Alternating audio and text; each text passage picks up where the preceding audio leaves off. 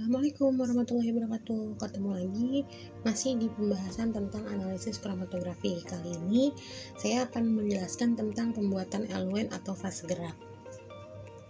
Fase gerak atau yang sering disebut dengan eluen merupakan zat yang digunakan untuk memisahkan komponen yang ada pada campuran sampel atau pembawa analit berupa bahan cair maupun gas inert.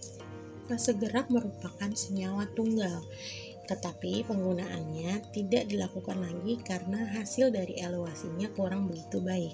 Untuk itu, biasanya dilakukan pencampuran dalam pembuatan larutan fase gerak. Pencampuran ini biasanya dilakukan 2-6 campuran dalam satu kali pembuatan larutan fase gerak.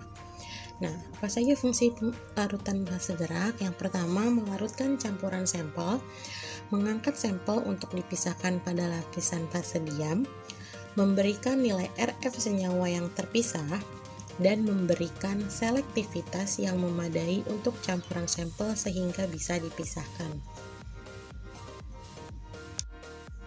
Dalam analisis kromatografi lapis tipis, ada 6 syarat eluen yang harus dipenuhi. Pertama, kemurnian yang cukup tinggi, stabilitas yang baik, viskositas yang rendah, partisi atau pemisahan yang linier, tekanan uap yang sedang, dan daya toksik serendah mungkin. Berikut petunjuk pemilihan fase gerak atau eluen. Yang pertama, mempunyai kemurnian yang sangat tinggi.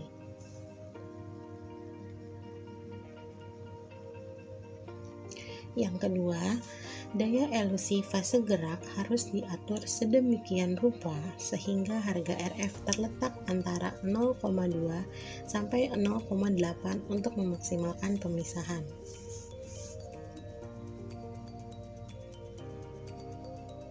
Yang ketiga, untuk pemisahan dengan menggunakan fase diam polar seperti silika gel, polaritas fase gerak akan menentukan kecepatan migrasi solut yang berarti menentukan nilai RF. Beberapa contoh penggunaan fase gerak, yaitu pertama, fase gerak tunggal. Di sini contohnya adalah fase gerak kloroform. Bisa dilihat di tabel sebelah kanan. Lalu penggunaan fase gerak dengan 2 campuran.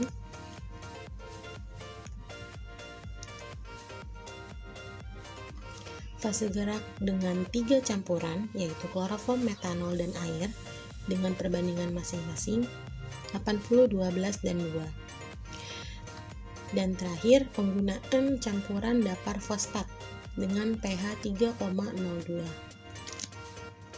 Nah, bagaimana kita tahu berapa banyak yang harus kita buat dalam membuat fase gerak atau eluen? Biasanya dalam prosedur akan tertera seperti ini. Contohnya, pembuatan profil kromatografi lapis tipis. Di situ akan diinfokan penotolan harus berapa mili, fase gerak yang digunakan apa dan perbandingannya berapa jika campuran, fase diamnya apa, deteksinya dengan menggunakan apa, dan warna nodanya akan seperti apa dengan nilai RF-nya berapa. Dalam prosedur dituliskan bahwa fase gerak yang digunakan adalah campuran kloroform dan metanol dengan perbandingan 90:10. Cara perhitungan yang pertama untuk eluen dengan campuran 2 jenis berdasarkan prosedur yang sebelumnya, yaitu fase gerak kloroform metanol dengan perbandingan 90:10. Cara perhitungan yang pertama untuk eluen dengan 2 campuran, yaitu dalam menghitung fase geraknya kita harus tahu perbandingan zatnya, lalu dibandingkan dengan jumlah perbandingannya dan dikali dengan jumlah kebutuhan eluen dalam mili. Biasanya kebutuhan eluen untuk chamber 20x20 adalah 100 mili. Maka untuk kloroform dibutuhkan sebesar 90 dibagi jumlah perbandingannya 100, 90 tambah 10 dikali 100 mili, artinya kloroform dibutuhkan 90 mili, dan metanol seperti itu juga dihitungnya dibutuhkan sebanyak 10 mili. Langkah pembuatannya adalah sebagai berikut. Yang pertama, ukur 90 mili kloroform, lalu masukkan ke Erlenmeyer bertutup ukuran 250 mili. Lalu, di gelas ukur yang lain ukur 10 mili metanol dan campurkan ke dalam Erlenmeyer bertutup 250 mili yang telah terisi kloroform. Lalu homogenkan dan eluen siap digunakan.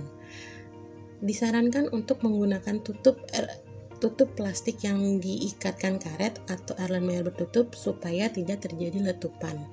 Dan perlu diingat bahwa pembuatan Eluen ini harus dilakukan di lemari asam. Berapapun campurannya, perhitungannya tetap sama, hanya sedikit berbeda di jumlah perbandingan eluennya saja.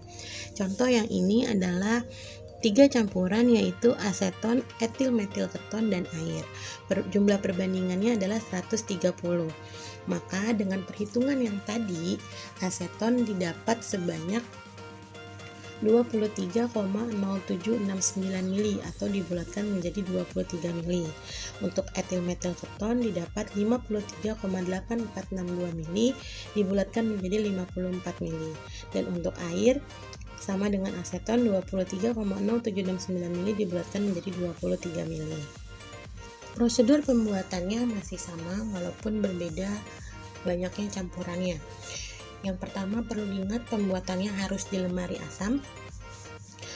Berdasarkan perhitungan tadi, berarti yang pertama adalah ukur 23 mili aseton, masukkan ke dalam Erlenmeyer bertutup 250 mili, lalu ukur juga 54 etil metil keton, masukkan ke Erlenmeyer yang sama,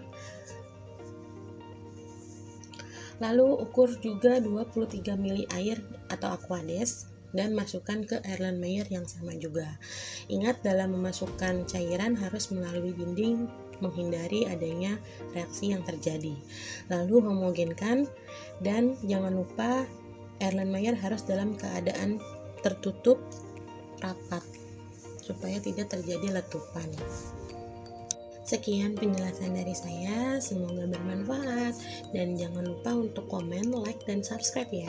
Terima kasih. Assalamualaikum warahmatullahi wabarakatuh.